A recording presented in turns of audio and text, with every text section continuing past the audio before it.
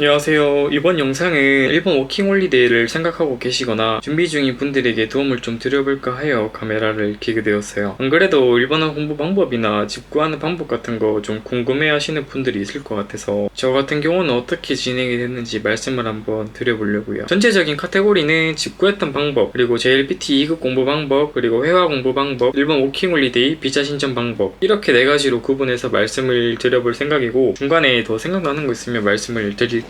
우선 일본 워킹 가려면 공부를 먼저 해야 하기 때문에 공부 방법에 대해 말씀을 먼저 드릴게요. 사람들이 궁금해 하시는 게 JLPT 자격증을 먼저 따야 되는지 아니면 회화 공부를 먼저 해야 되는지에 대해 궁금해 하시는데, 저 같은 경우에는 저는 회화 공부를 먼저 시작을 했어요. 한국에서 JLPT 시험은 1년에 2번 칠 수 있는데 제가 일본 가기로 마음먹었을 때는 아직 시험 신청 기간도 아니었고 당시에 코로나 때문에 여행이든 워킹홀리데이 비자든 전혀 불가능한 상태였거든요. 근데 또 갑자기 다음 달부터 워킹 비자 받겠습니다 라고 일본 대사관에서 발표를 또 할 수 있는 상황이어서 저는 언제든지 떠날 준비를 하기 위해 자격증 공부보다는 회화 공부를 먼저 선택을 하고 시작을 했어요. 당연히 당시에 저는 히라가나 가타카나도 몰라서 글자 공부를 먼저 시작을 했고, 히라가나 가타카나는 3일 정도에 끝을 내고 그리고 회화 기초 수업부터 듣기 시작을 했어요. 수업은 인터넷 강의 중에 커넥트 1단기에 노지영 강사님이라고 한국분이신데 일본에서 생활을 엄청 오래 하셔가지고 수업 도중에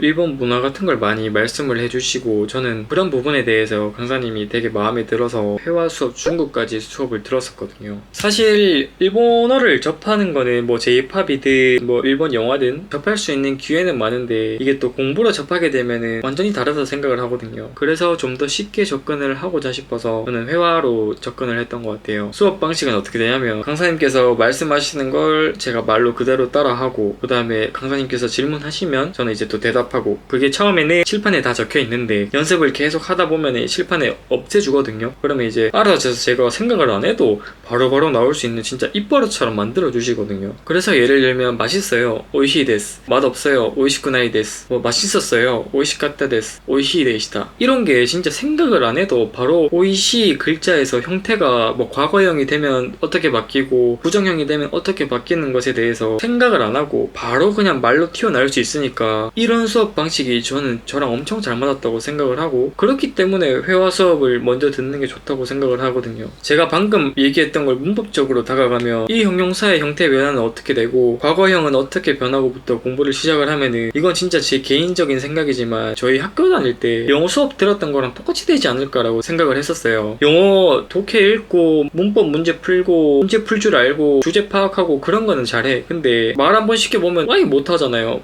다른 분들은 모르겠는데 저는 아예 못하거든요. 그러니까 영어 문제 풀면 뭐해? 문제 풀 줄 알면은 시험 점수 잘 나오니까 좋은데, 저는 이제 일본어 시험을 목표로 하고 있는 게 아니라 일본에서의 생활을 목표로 하고 있기 때문에, 그래서 좀 더 회화 공부를 더 추천드리고 싶어요. 일본어 회화 수업 초급 중급 수업을 인터넷 강의로 들으면서 저는 짬날 때마다 유튜브에 귀멸의 칼날 성우분들이 나오셔서 하는 라디오가 있거든요. 저는 그거를 엄청 많이 들었어요. 어떤 거냐면 귀멸의 칼날 캐릭터를 간단하게 얘기하자면 주인공 중에 탄지로랑 제니치가 있는데, 탄지로 성우랑 제니치 성우분 두 분이 나오셔서 이 에피소드에 대한 리뷰를 하고 시청자들한테 메시지나 사연 같은 걸 받아가지고 그 사연에 대해 얘기를 하고 자기들끼리 얘기를 하는 건데, 기본적으로 한글 자막도 없었기 때문에 처음에는 들어도 많이 어려웠고, 성우분들은 막 웃고 떠들고 하는데 저는 또 혼자서 뭐 때문에 웃는 거지? 왜 웃긴 거지? 그러니까 들으면서도 좀 소외감을 엄청 많이 느꼈었거든요.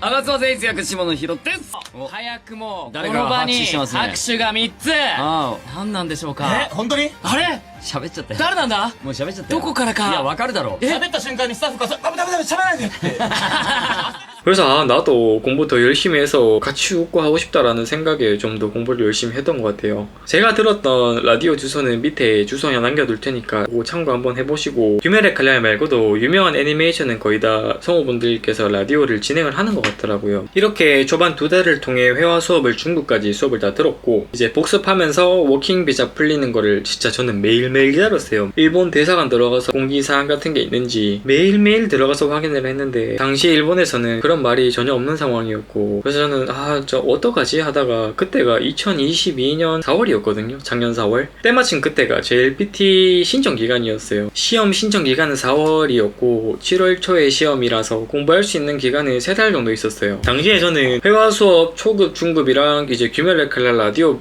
이거 3개 듣고 있던 게 끝이었는데, JLPT 시험에 대해서는 저는 진짜 전혀 몰랐었거든요. 뭐 어떤 문제가 있는지, 어떻게 진행이 되는지, 뭐 난이도 레벨은 어떤 게 있는지 전혀 모르는 상태에서 이제 알아보니까 N1부터 N5까지 있고, N5가 제일 낮은 단계, 그리고 N1이 제일 높은 단계를 하더라고요. 그래서 사람들을 이제 공부 방법에 대해 좀 저도 찾아봤는데, N5, N4 공부는 뭐 하긴 해도 3달까지는 필요 없다는 사람들이 엄청 많더라고요. 그래서 JLPT 시험을 처음 시도하시는 분들도 N3부터 시험을 준비를 한다라고 말씀을 하시길래 나도 N3 시험을 쳐볼까 라고 생각을 하다가, 일본에서 취업을 하려면은 N2부터 취업이 된대요. 그래서 저는 시험까지 남은 3달 중에 한 달을 N3에 집중을 하고 한 달 반 정도를 N2 수업 듣고 나머지 시험까지의 시간을 복습이랑 모의고사 치면서 준비를 했었거든요. 그렇게 7월 초에 시험을 쳤고 8월 말쯤에 결과가 나왔는데 저는 다행히 한 번에 합격을 했었어요. JLPT 수업은 회화 수업이랑 똑같이 커넥트 1단계에서 들었고, 강사님은 김남주 강사님, N3 수업을 한 달 만에 끝을 내고 N2 수업을 한 달 반 만에 공부를 했었거든요.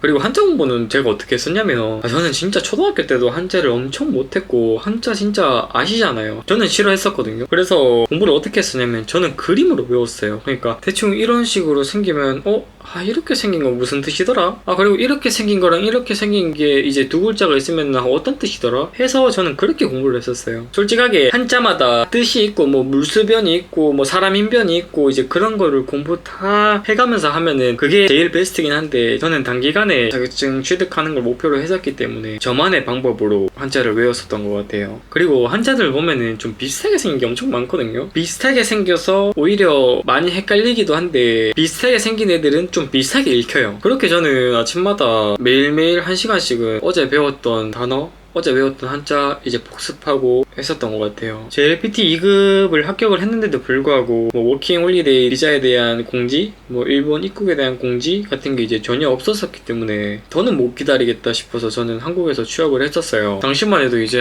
일본 가서 생활하는 거는 거의 포기를 했었는데, 그래도 일본어 공부는 계속 쉬지 않고 했었어요. 왜냐면은 제가 성격 자체가 하나 시작하면 좀 끝까지 하려는 성격이기도 하고, 뭐 어떻게 될지는 모른다, 약간 그런 생각에 이제 공부는 계속 했었어요. 그리고 이제 제가 그때쯤 레벨에는 시험 공부하느라 문법도 조금 알고 단어도 좀 알고, 그리고 이제 회화도 이때까지 라디오 들으면서 해온 것도 있고 그렇기 때문에 이때부터는 이제 일본인하고 통화하면서 회화 실력을 조금 키웠어요. 이렇게 2023년 1월까지 회화 공부를 했고 2월에 일본에 들어와서 지금 생활을 하고 있는 상태예요. 제가 저번 영상에서 알바 전부 떨어졌다고 했었는데 지금 일본 개인 카페에서 일하고 있거든요. 그리고 출근한 지 한 3일, 4일 정도 됐는데, 지금 하고 있는 아르바이트에 대해서는 나중에 영상으로 제가 말씀을 드릴 거긴 한데, 자세하게 짧게 말씀을 드리자면 아무래도 나라가 다르고 쓰는 말이 다르다 보니까 회화적인 부분에서 같이 일하는 사람들이나 고객이 오면은 고객 응대하는 방법이나 그런 거에 대해 걱정을 엄청 많이 했었어요. 근데 또 걱정했던 거랑은 좀 다르게 아무래도 제가 준비를 좀 오래 하고 온 상태라서 그런지 뭐 같이 일하시는 분들하고 소통도 엄청 잘 됐고 고객 응대 같은 것도 전혀 문제없이 지금 잘하고 있는 것 같아요. 일본어 공부했던 방법에 대해 좀 간단하게 말씀을 드리려고 했었는데, 아무래도 제가 일본어 공부를 시작할 때 환경 같은 것도 말씀을 드리면 좀 더 도움이 되지 않을까 싶어서 말이 조금 길어졌던 것 같아요. 일본어 전공하신 분들도 있고 뭐 일본어 따로 공부를 했던 분들도 있고 사람 환경은 여러 가지잖아요. 근데 저는 진짜로 0부터 시작을 했었기 때문에 0부터 시작하시려는 분들은 했던 공부 방법대로 하시면 좋은 결과를 보실 수 있을 거라고 저는 생각을 해요. 일본이든 호주든 언어 공부를 아예 안 하고 가서 언어 공부해야지 해서 잘하시는 분들도 분명히 계실 거예요. 근데 제가 지금 외국에 나와서 살아보면서 느끼는 건데 언어 공부는 하고 가셔야 돼요. 왜냐면 1부터 100까지 있다고 가정했을 때 외국 나가서 1부터 공부 시작하는 거랑 한국에서 50까지 공부해둔 상태에서 외국 나가서 51부터 공부하는 거랑은 저는 진짜 다르다고 생각을 하거든요. 더군다나 워킹 홀리데이 비자는 체류 기간이 정해져 있잖아요. 저희처럼 워킹 비자 받고 외국에서 살고 계시는 분들은 하루하루가 아까운 상황인데 지금 이 하루하루가 아까운 상황 상태에서 공부를 1부터 한다? 저는 진짜 그거는 조금 무모하다고 생각을 하거든요. 시간도 좀 많이 아깝다 생각을 하고, 저는 이렇게 준비를 하고 왔는데도 불구하고 많이 부족하다고 생각을 하기 때문에 오늘 이렇게 JLPT 공부 방법에 대해 얘기를 나눠봤는데, 이 영상을 보시는 분들 중에 워킹홀리에 대해 진지하게 생각을 하고 계시는 분들도 계실 거고, 뭐 가볍게 한번 가볼까? 라고 생각을 하시는 분들도 계실 텐데, 제가 오늘 말씀드렸던 내용을 좀 토대로 생각을 잘 하셔서 준비를 잘 하셨으면 좋겠어요. 저는 지금 남들보다 조금 늦은 시기에 워킹에 와서 생활을 하고 있는데 후회하진 않는 것 같아요. 조금 더 일찍 올 걸, 그런 거. 왜냐면 20대 초반인 분이 일본 들어와서 워킹으로 1년 지내고 한국에 돌아가서 자기 인생을 살게 되면은, 그것도 이제 그거 나름대로 일본에서 1년 경험했던 시간을 통해 앞으로의 인생에 대해 좀 더 내공을 가지고 인생을 살아갈 수 있고, 저 같은 경우는 한국에서 20대 후반까지 사회생활을 하면서 느꼈던 경험을 바탕으로 일본에 온 거잖아요. 한국에서의 20대 후반까지의 경험을 바탕으로 지금 일본에 들어와서 생활을 하니까 이것도 이거 나름대로 세상을 보는 눈도 다르고 좋은 것 같아요. 그래서 워킹홀리데이를 가고자 하시는 분들이 자기 나이가 어려서라든지 아니면 조금 나이가 많아서라든지 나이에 대해 걱정을 해서 갈까 말까 망설이고 계신다면 나이는 별로 신경을 안 써도 된다고 생각을 해요.